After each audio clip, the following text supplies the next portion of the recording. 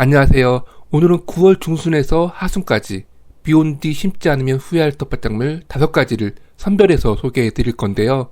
그리고 이 5가지 작물 모두 다 모종이 아닌 씨앗파종이기 때문에 어찌 보면 그의 마지막으로 씨앗파종할 수 있는 텃밭작물들이거든요. 그리고 엄밀히 따져보게 되면 조금은 늦은 씨앗파종이 될 수 있지만 이렇게 비가 온 뒤에 씨앗파종하게 되면 발화 성공률이 상당히 높아지고 그리고 발화가 조금 더 빨리 되기 때문에 혹시라도 오늘 소개하는 5가지 텃밭 작물을 심어보고 싶었었는데 시기를 놓쳤다고 생각해서 아직까지 텃밭에 심지 못했다라고 한다면 이렇게 비온 뒤에 씨앗파종을 진행해보세요. 인공적으로 물을 주면서 씨앗파종했을 때하고는 전혀 다르게 발화 성공률을 높일 수 있으니까요. 조금 늦은 씨앗파종이라 할지라도 충분히 이 5가지 작물을 재배해 나갈 수 있으니까요.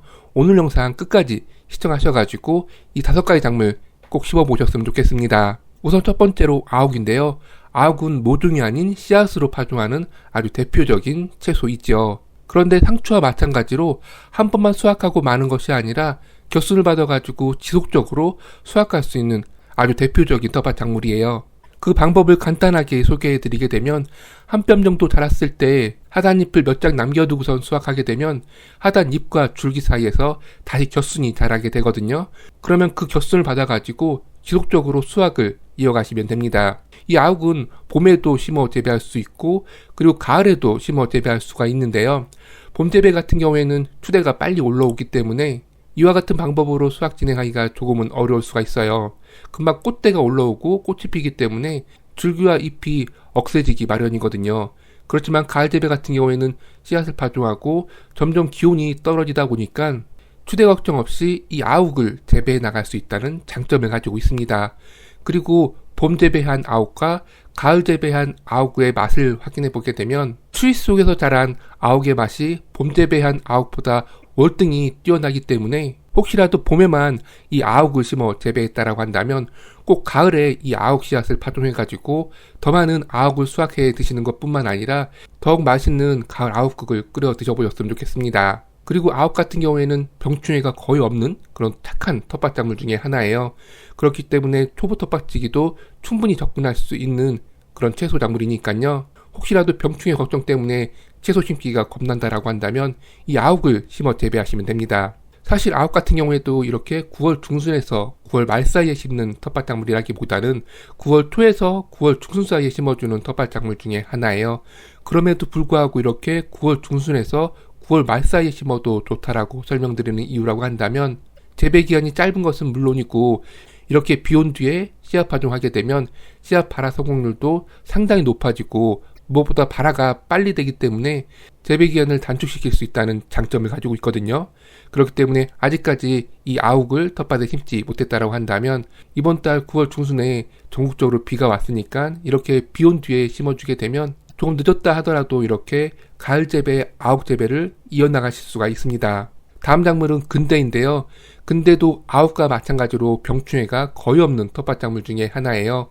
그렇기 때문에 병충해 걱정 때문에 채소 심기가 겁나시는 분들의 경우라고 한다면 이렇게 근대와 아욱과 같이 병충해가 없는 작물을 선별해서 심어주시면 좋습니다. 근데 또한 9월 중순에서 말 사이에 심기보다는 9월 초에서 중순 정도에 심어주는 텃밭작물 중에 하나예요. 그렇지만 아욱과 마찬가지로 이렇게 9월 중순 정도에 충분한 양의 비가 내렸다라고 한다면 이 근대 씨앗을 파종해 주셔도 좋거든요. 특히나 이 근대 같은 경우에는 한 해살이 작물이 아니라 두 해살이 작물이라고 해서 이듬해 봄까지도 수확해 먹을 수 있는 텃밭 작물이거든요. 그렇기 때문에 조금 늦었다 하더라도 수확량이 조금 줄어들 뿐이지 충분히 그해 가을과 이듬해 봄까지도 수확해 먹을 수 있는 채소이니까요. 너무 늦었다고 생각하지 마시고 아직까지 이 근대 씨앗을 파종해보지 못했다라고 한다면 꼭 근대 씨앗을 파종해 보셨으면 좋겠습니다. 그런데 아욱과 달리 근대는 잘 모르시는 분들이 참 많이 계시더라고요. 그런데 아욱과 마찬가지로 된장국으로 끓여 드실 수가 있고요. 그리고 우리가 잘 알고 있듯이 적근대는 많이 구입하셔가지고 쌈채소로 이용을 진행하실 거예요. 이렇게 쌈채소로 이용도 하실 수 있으니까요. 이런 경우라고 한다면 말 그대로 조금 생소하지 않게 근대를 재배하고 싶다라고 한다면 적근대를 씨앗 파종해 주시면 됩니다. 그렇지만 매 쌈채소로만 이 근대를 재배했다라고 한다면 적근대 말고 청근대를 이용해 가지고 이 씨앗 파종을 한번 진행해 보세요. 그러면 쌈채소는 물론이고 국으로도 충분히 끓여 드실 수 있으니까요. 매 같은 품종의 근대 씨앗을 파종하기보단 이렇게 다양한 품종 또는 색상의 근대 씨앗을 파종해 보게 되면 텃밭을 더욱더 풍성하게 만들 수가 있습니다.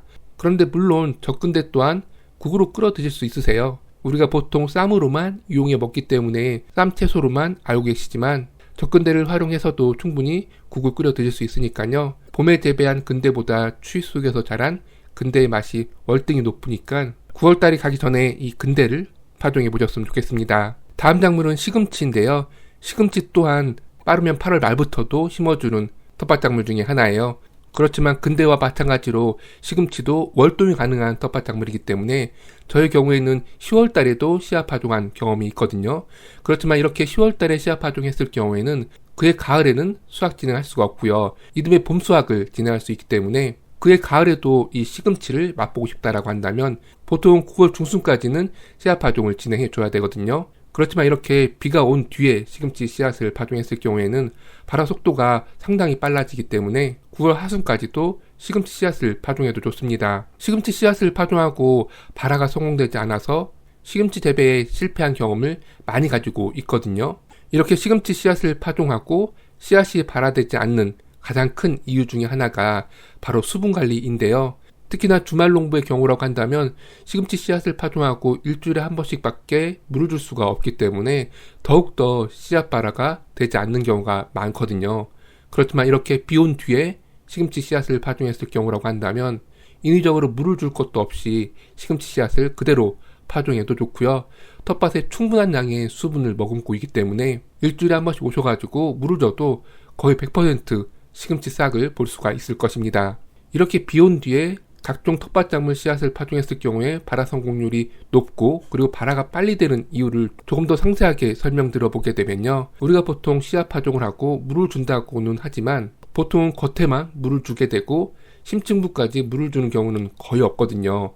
이렇게 심층부까지 물을 주기 위해서는 한 차례의 물 주기가 아니라 3-4차례 정도 시차를 두고선 물 주기를 진행해야 되는데 사실상 그렇게 물을 주기가 상당히 어렵거든요. 그런데 충분한 양의 비가 온 뒤에 이렇게 씨앗을 파종했을 경우에는 심층부까지 충분한 양의 수분을 머금고 있기 때문에 인위적으로 물을 주면서 씨앗 파종할 이유도 없고요. 그리고 이렇게 심층부까지 충분한 양의 수분을 머금고 있기 때문에 보통은 씨앗을 파종하고 두둑이 마르지 않도록 지속적으로 물을 줘야 되는데 그 텀 또한 줄여줄 수 있다는 장점을 가지고 있습니다. 그렇기 때문에 특히나 텃밭에 수공간이 없다라고 한다면 자연비를 이용해 가지고 꼭 씨앗 파종 시기를 결정해 주셔야 됩니다. 다시 시금치 이야기로 돌아오게 되면요.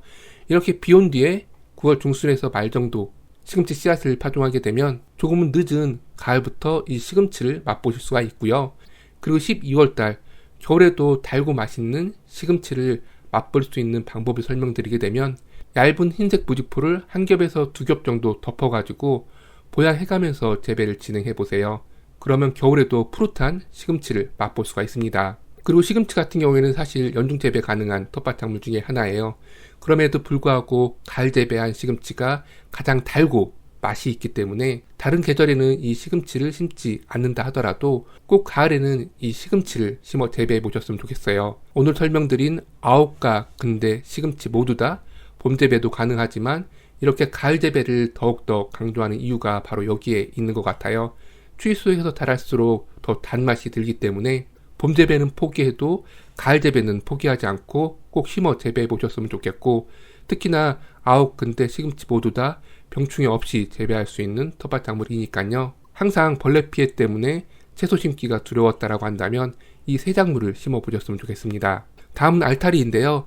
알타리는 전에 설명드렸던 세 가지 텃밭 작물과 달린 충피해가 상당히 있는 텃밭 작물 중에 하나예요. 그렇기 때문에 씨앗을 파종하고 본잎이 두세 장 나왔을 때부터 농약으로 방제를 하거나 또는 항내살을 씌워가지고 나비가 날아들지 않도록 해주셔야 됩니다.